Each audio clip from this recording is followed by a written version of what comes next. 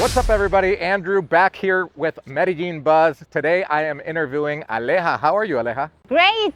How about you? I'm doing amazing, thank you. Aleja is not only a local of Medellin, but she's also a very special part of our project at Help Colombia, which we're going to talk about as well. Let's go.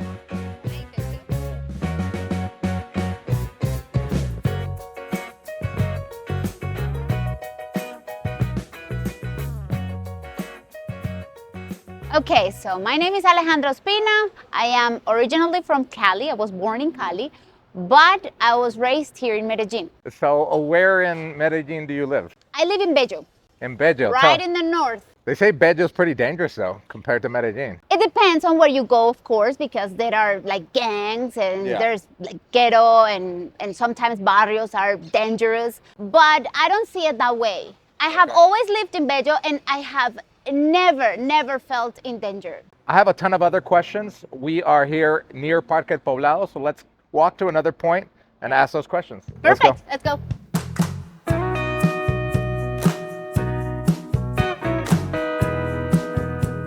All right, so what do you think are the pros and cons of living in Medellin? Let's start with the good stuff, the pros.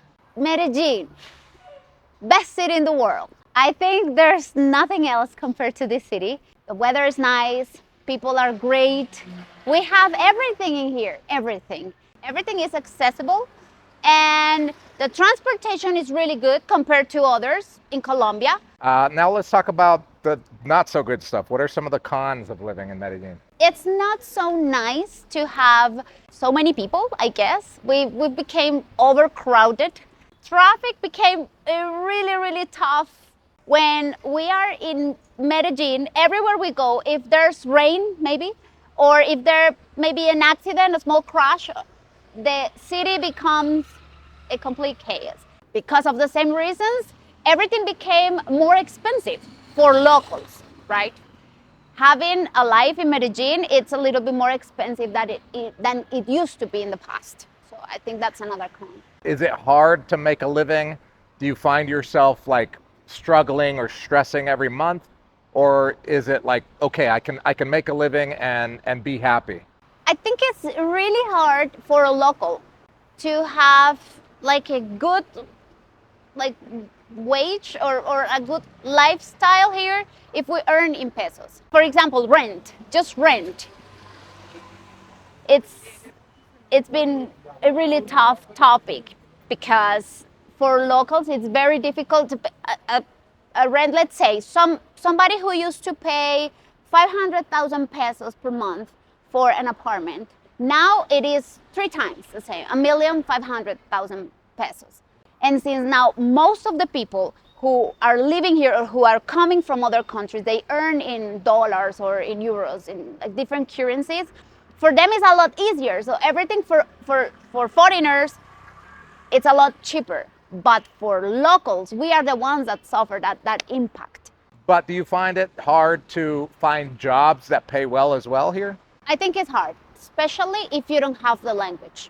Not knowing English became a big issue here because all companies, no matter what, even if you're going to sell clothes, if you have the language, you have more chances to get the job. The truth is that Medellin or locals in here, I mean, our percentage of English level is not that high. All right, I've got a ton of other questions. Let's get to the next point. Perfect. Bye.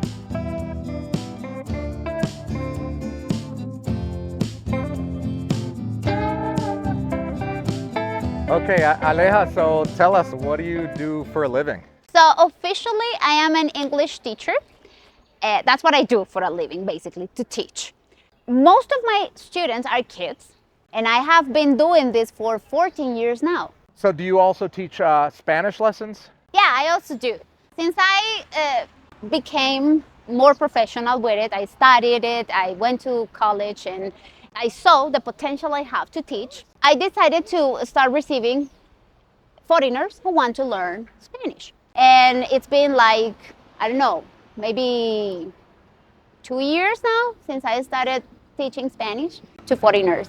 Okay, and if someone wants to get a hold of you to get Spanish lessons, how can they do that? WhatsApp. Yes, because I don't do like Social media? Social media, no, I have never done that. So I'll put the link or her WhatsApp number in the description below. If you guys want to schedule a call or a consultation about Spanish classes with Aleja, you can click on that in the description. All right, I've got more questions because we are wearing two t-shirts. Yeah, they're very similar. We've got our logo on there. Yeah. Let's talk about this at the next point. Let's go. Let's go.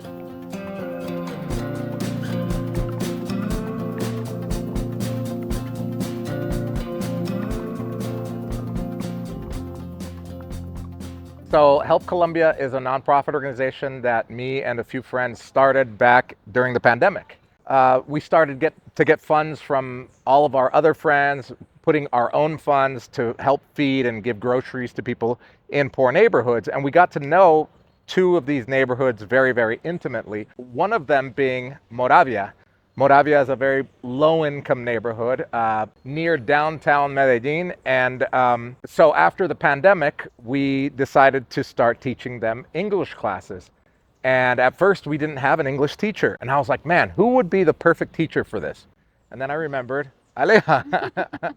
She is amazing with kids. So she has been teaching on Saturdays to these kids of low-income neighborhoods for the last 3 years, right? Yeah. So tell us about your experience with Help Colombia. What do you like the most about it, the impact?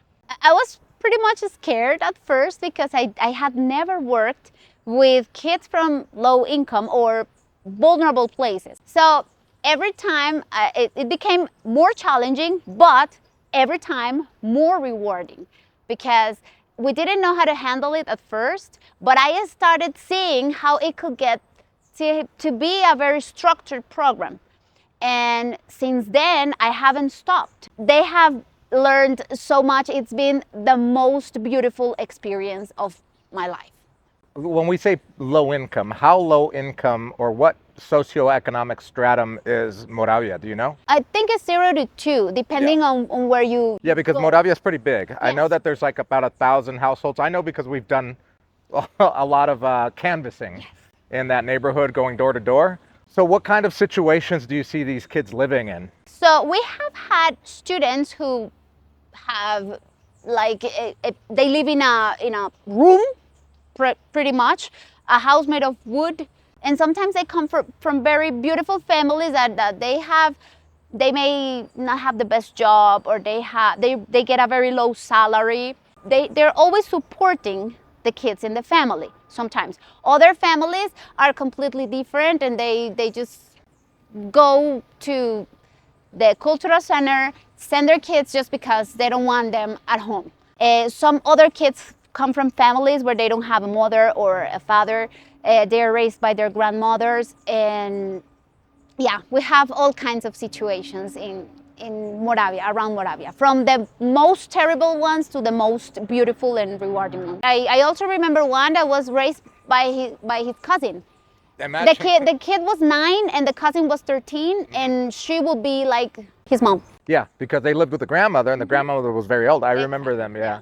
So there are two ways that you can help: with your time by volunteering at the English classes, or any other things that we do at Help Colombia. The English classes is just one part of it, or you can donate, and it is an official nonprofit organization. If you donate in Colombia, we can give you a receipt to offset, through your taxes. Or if you're in the United States, we have a partnership with a 501(c) over there where you can get that donation receipt for your taxes. In case it's an individual or a company, we can accommodate for that. There is a link in the description for that.